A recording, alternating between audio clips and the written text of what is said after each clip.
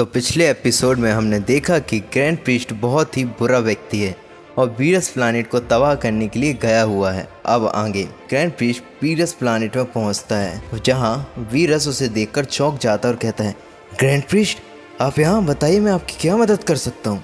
तभी grand priest कहते हैं, विस कहाँ है? तो वीरस रिप्लाई करते हुए कहता है, विस यहाँ नहीं है, वह कुछ खाने के लिए कहीं गया हुआ है। तभी विश भी वहाँ आ जाता है और विश कहता है, हेलो। तभी ग्रैंड प्रीस्ट भड़क उठता है और कहता है, तुम अपने बाप से इस तरह से बात करोगे विश? विश को कुछ अनहोनी होने की आशंका होती है, तो वह कहता है, आप यहाँ किस लिए आए हैं फादर? तभी ग्रैंड प्रीस्ट रिप्लाई करते हुए कहता है, हा, मैं यहाँ पर अब मल्टीवर्स पर राज करने आया हूँ। अब मल्टीवर्स में मेरा ही रूल होगा। विश कहता है, यह आप क्या बोल रहे हैं? और जेनो सामा कहाँ है? तभी ग्रैंड प्रीस्ट रिप्लाई करते हुए कहता है, उस खोचू को तो मैंने मार चुका है। विश, वेजिटा और वीरस सभी चौंक जाते और कहते हैं, क्या कह रहे हो आप? जेनो सामा नहीं रहे? या तो हो ही नहीं सकता। ग्रैंड प्रीस्ट कहते हैं, और भी बहुत कुछ हुआ है। मैं तुमसे इसलिए पूछ रहा हूँ कि क्या तुम मेरा साथ चलोगे?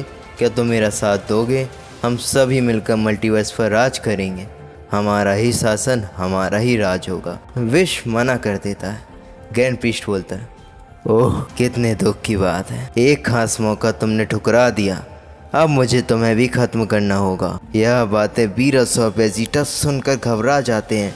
विश अपनी फाइटिंग स्टाइल में आ जाता है और ग्रैंड प्रीस्ट भी अपनी ग्रैंड पावर को रिलीज करने लगता है, जिसे देख वेजिटा और वीरस घबराने लगते हैं। विश कहता है, मैं गलत और अन्याय का साथ कभी नहीं दूंगा, भले ही वो मेरे पिता ही क्यों ना हो। दूसरी ओर टाइम चैम्बर गोकू को पता चल जाता है कि वो और जेनो दोनों को वहाँ कैद हो चुके हैं, क्योंकि ग्रैंड प्रीस्ट ने बाहर से उस गेट को डिस्ट्रॉय कर दिया है।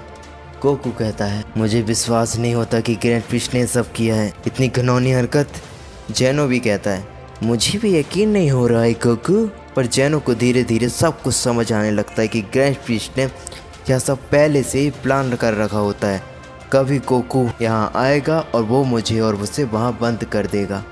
अब उसे रोकने वाला कोई नहीं है गोकू, तुम समझ रहे हो ना मेरी बात?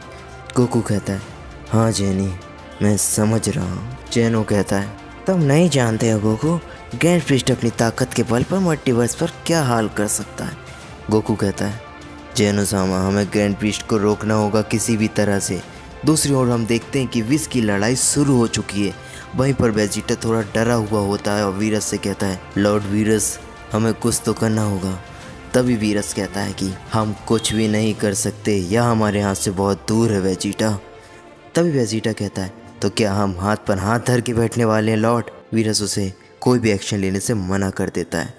वेजिटा कहता है, तो क्या मैं विश को वहाँ मरने के लिए ऐसे ही छोड़ दूँ? वहाँ वो ग्रैंड प्रीस्ट के हाथों मारा जाएगा। तभी विश नीचे आ गिरता है और कहता है, हम तीनों मिलकर भी उनका सामना नहीं कर पाएंगे। वो अपनी ताकत का सिर्फ 10% यूज़ कर रहे हैं और उन्होंने मेरा यह हाल कर दिया है। तभी विश कहता है, लॉर्ड वीरस, आप वेजिटा को डिवाइन टेम्पल ले जाइए, जहाँ मैंने आपको ट्रेन किया था। वहीं आप वेजिटा को ट्रेन करिएगा। अगर यहाँ साइंस डिटरमाइंड होकर कुछ करते हैं तो वो पूरा ज़रूर करते हैं। मुझे वेजिटा पर पूरा भरोसा है, जाइए और उसे ताकतवर बनाइए लॉर्ड वीरस। तभी ग्रैंड प्रीस्ट अटैक करने के लिए एक एनर्जी बॉल बनाने लगता है। तभी विश एक बैरियर ओपन करता है और उन्हें जाने के लिए बोलता है। तभी वीरस कहता है, विश, मैं तुम्हें यहाँ अकेला नहीं छोड़ सकता हूँ।